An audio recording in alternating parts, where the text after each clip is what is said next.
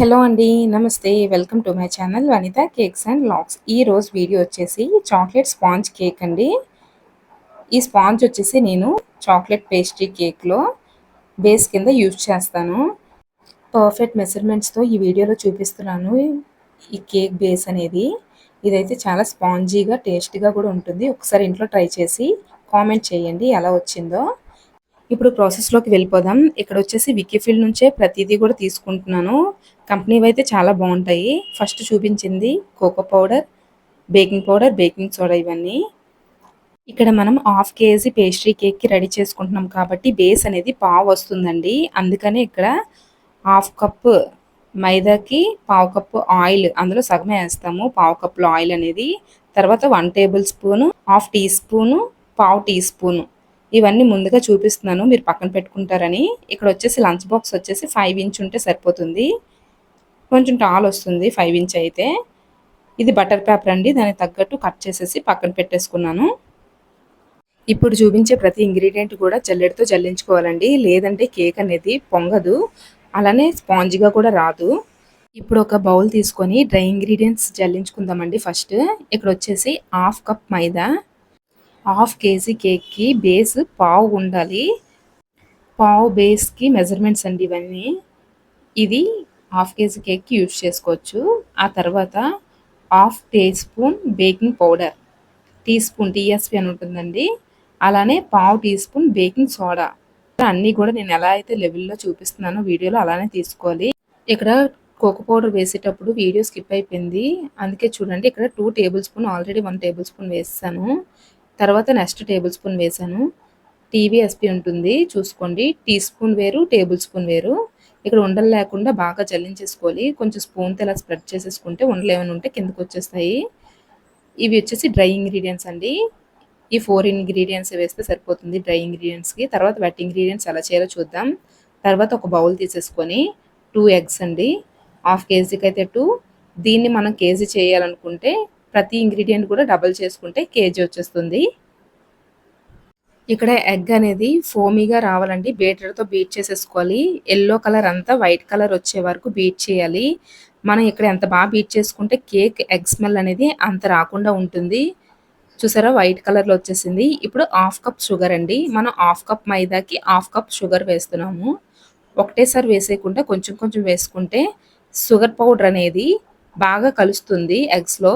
ఇక్కడ షుగర్ కూడా తీసుకోవచ్చు. కానీ చాలా టైం టేకెన్ అండి. అది కలగకపోతే కూడా కేక్ అనేది స్పాంజ్ రాదు. అందుకనే నేనెప్పుడు షుగర్ పౌడరే యూజ్ చేస్తాను. ఇక్కడ బీటర్‌కి బదులు విస్కర్‌తో కలపొచ్చా అని చాలామంది అడుగుతున్నారు. విస్కర్‌తో అయితే అంత స్పాంజీగా రాదండి. కానీ చాలా సేపు అలానే కలపాలి. చెయ్యి కూడా నొప్పొస్తుంది. ఇక్కడొచ్చేసి పావు కప్పులో హాఫ్ కప్ అండి. సగానికి తీసుకున్నాను ఆయిల్ అనేది. ఇక్కడ half teaspoon vanilla essence. ఇక్కడ చాక్లెట్ ఎసెన్స్ కూడా వేసుకోవచ్చు. నేనైతే వెనిల్లా ఎసెన్స్ యూజ్ చేసేస్తాను. అంటే నాకు ఆర్డర్స్ అనేవి హోమ్ బేకింగ్ మొన్నే స్టార్ట్ చేశాను కదండీ! కొంచెం తక్కువొస్తాయి. అందుకే కొన్నిసి ఇంట్లో పెట్టుకోవడం ఎందుకని చెప్పి నేను వెనిల్లా ఎసెన్సే వేసేస్తాను. కోకో పౌడర్ వేస్తాం కదండీ! టేస్ట్ అయితే సేమ్ చాక్లెట్ స్పాంజ్ లాగే ఉంటుంది. కొంతమంది మాకు కేక్ బేక్ అయిన తర్వాత చెయ్యికి ఆయిల్‌గా తగులుతుంది. అలాగే తినేటప్పుడు కూడా అంటున్నారు కదా! ఇక్కడ మనం ఆయిల్ వేసిన తర్వాత బాగా బీట్ చేసుకోవాలండి. లేదంటే అలానే ఆయిల్ తగులుతుంది. నేనిప్పుడు చెప్పినట్టు మీరు చేసి చూడండి. అస్సలు మీకు ఆయిలీ అనేది తగలదు. ఇక్కడొచ్చేసి డ్రై ఇంగ్రీడియెంట్స్ ఉన్నాయి కదండీ! జల్లించి పెట్టుకున్నాం కదా! అవి మనం వెట్ ఇంగ్రీడియెంట్స్‌లో వేసుకొని స్పాచులాతో కలిపేస్తే సరిపోతుందండి. ఇంకెలాగో బ్యాటర్ యూజ్ చేస్తున్నాను కదా అని చెప్పి బీటర్‌తో కలిపేస్తున్నాను. మనం ఇక్కడ డ్రై ఇంగ్రీడియెంట్స్ వేసేటప్పుడు వెంటనే ఆన్ చేయలేదండి మిషన్ అనేది. ఎందుకంటే ఆన్ చేసామంటే పౌడర్ అనేది చుట్టూ తుల్లిపోతుంది. ఆఫ్ చేసి ఫస్ట్ నార్మల్‌గా కలిపి తర్వాత ఆన్ చేశాను. కొంచెం లోపలికెళ్ళిన తర్వాత పౌడర్ అనేది.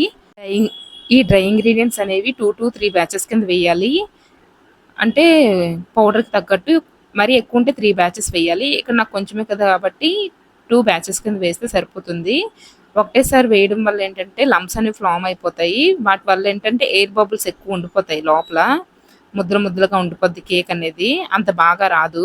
ఈ వీడియోలో చెప్పిన టిప్స్ అన్నీ మీరు పాటిస్తూ చేస్తే కేక్ అనేది చాలా పర్ఫెక్ట్‌గా వస్తుంది. అసలు స్కిప్ చేయకుండా చూడండి మొత్తం కూడా. మీరు ఎక్కడైనా స్కిప్ చేసుంటే మీరు ఒక టిప్ మిస్ అయినట్టే అండి. ఇక్కడ చూసారా చుట్టూ పౌడర్ అనేది కొంచెం తుల్లిపోయింది కదా! దాన్ని స్పాచులాతో మనం కొంచెం లోపలికి క్లియర్ చేసేసుకొని మళ్ళీ ఒకసారి బీట్ చేసేసుకోవాలి. అవి అలా పడిపోయాయి అనుకోండి, చెప్పాను కదా అక్కడక్కడ పౌడర్ లాగా ఉండిపోతే కేక్ అనేది పొంగదని చెప్పి, అందుకని చెప్పి మొత్తం లోపలికి పెట్టేసి మళ్ళీ ఒకసారి బీట్ చేసేసుకుందాం. ఎక్కువ బీట్ చేయొద్దండి వెట్ ఇంగ్రీడియంట్స్ అనేవి. నార్మల్‌గా స్పాచులాతో కలుపుకున్నా సరిపోతుంది. నేను మీకు వీడియోలో చూపిస్తున్నాను కదా అని చెప్పి ఇలా చేసేసాను. స్పాచులాతో కలిపినా కూడా స్పాంజ్ అనేది వస్తుంది. ఓన్లీ ఎగ్స్ స్పాంజ్ చేయడానికే మనకి బేటర్ అనేది యూజ్ అవుతుంది.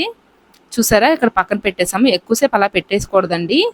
బబుల్స్ అనేవి ఫామ్ అయిపోతాయి, ఎయిర్ గ్యాప్స్ అనేవి. ఆ టిన్‌కి మొత్తానికి నేను 5 ఇంచ్ టిన్ తీసుకున్నాను కదా, కొంచెం ఆయిల్‌ని అప్లై చేసేసాను. అప్లై చేసేసి బటర్ పేపర్ సెట్ చేసేస్తున్నాను.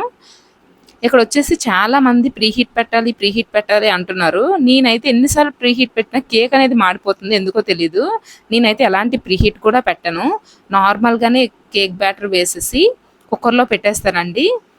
లో టు మీడియం ఫ్లేమ్‌లో పెడితే సరిపోతుంది. బేటర్ పెట్టిన తర్వాత కుక్కర్‌లో లో టు మీడియం ఫ్లేమ్ అంటే లోకి మీడియంకి మీడియంలో పెట్టాలి. మీకు చూపిస్తాను వీడియోలో చూడండి. ఆ తర్వాత ఒక్కసారి పక్కన పెట్టేసాం కదా, ఒక్కసారి కలవడానికి స్పాచులాతో ఇలా కలుపుకుంటున్నాను. కట్ అండ్ ఫోల్డ్ మెథడ్ అంటారు, ఆల్రెడీ తెలిసే ఉంటుంది. అలా కలిపేసిన తర్వాత నేను బ్యాటర్ అనేది ఆ 5 ఇంచ్ టిన్‌లో వేసేస్తాను. చూసారా రిబ్బన్ కన్సిస్టెన్సీ వస్తుంది. ఆ రిబ్బన్ కన్సిస్టెన్సీ ఎప్పుడైతే వచ్చిందో బ్యాటర్ అనేది పర్ఫెక్ట్‌గా రెడీ అయిందని అర్థం. మనం ఒకసారి కుక్కర్‌లోని బేటర్ అనేది ప్లేస్ చేసేసాం అనుకోండి, పదే పదే చూడకూడదు. 25 మినిట్స్ వరకు అసలు ఓపెన్ చేయకూడదు. 25 మినిట్స్ అయిన తర్వాత ఒకసారి చూడండి అయిందో లేదో టూత్ పిక్‌తో. అప్పటికి అవ్వలేదంటే 5 మినిట్స్ పెడితే సరిపోతుంది. కేక్ అనేది బేక్ అయిపోద్ది. మీరు అస్తమానం తీసి చూస్తే మాత్రం కేక్ పొంగదు. ఇక్కడ చూసారా నార్మల్‌గా కుక్కర్ పెట్టేసాను. కుక్కర్ పెట్టేసి మనకి స్టాండ్ ఉంటుంది కదా, వేడిగా ఏదైనా పెడితే ఉండడానికి, అలా పెట్టేసి 2, 3 టైమ్స్ ట్యాప్ చేసేసి అందులో పెట్టేయాలి. మనకి విజిల్ ఉండకూడదు, అలానే బెల్ట్ కూడా ఉండకూడదు. ఫిట్ చేసేసిన తర్వాత లో టు మీడియం ఫ్లేమ్ అన్నాను కదండి, చూడండి ఇందాకలా చూపిస్తున్నాను చెప్పాను కదా, అటు లో కాకుండా మీడియం కాకుండా మధ్యలోకి పెట్టాను. హీట్ కూడా చూడండి ఎలా రావాలో, అలా పెడితే సరిపోతుంది. 25-30 మినిట్స్ చెప్పాను కదా, 25 చూడండి. అప్పటికి అవ్వకపోతే ఒక 5 మినిట్స్ ఉంటే సరిపోతుంది. నాకైతే బాగా బేక్ అయిపోయిందండి. చూసారా టూత్ పిక్ అనేది అసలు వెట్ అనేది తగలకూడదు, పిండి కానీ ఏది కానీ. చూసారా నాకు ఇక్కడ టూత్ పిక్ కి ఎలాంటి తడి కూడా తగలలేదు. పర్ఫెక్ట్ గా బేక్ అయిపోయినట్టు కేక్ అనేది పక్కకు తీసి పెట్టేసుకున్నాను. ఈ కంటిన్యూస్ వీడియో వచ్చేసి మన ఛానల్లో ఉందండి, ఫేక్ కేక్ వీడియో అని ఉంటుంది. ఈ కేక్ ఎలా కట్ చేశాను లేయర్స్ కింద, క్రమ్ కోడ్ ఎలా చేశాను, ఫేక్ కేక్ కింద ఎలా చేశానో ఆ వీడియోలో ఉంటుంది. నేను ఖచ్చితంగా డిస్క్రిప్షన్లో ఇస్తాను. ఆ వీడియో చూడండి, చాలా బాగుంటుంది, ఇంట్రెస్టింగ్గా కూడా ఉంటుంది. ఇక్కడ తీసుకున్న ప్రతి మెజర్మెంట్స్ కూడా నేను డిస్క్రిప్షన్లో క్లియర్గా ఇస్తానండి. అది చూసి మీరు చేయండి. మీకు కేక్ ఎలా వచ్చిందో కామెంట్ చేయండి, నాకు ఇంకా మోటివేషన్గా ఉంటుంది. ఇలాంటి కొత్త వీడియోతో మళ్ళీ మీ ముందుకు వస్తాను. Thank you, bye.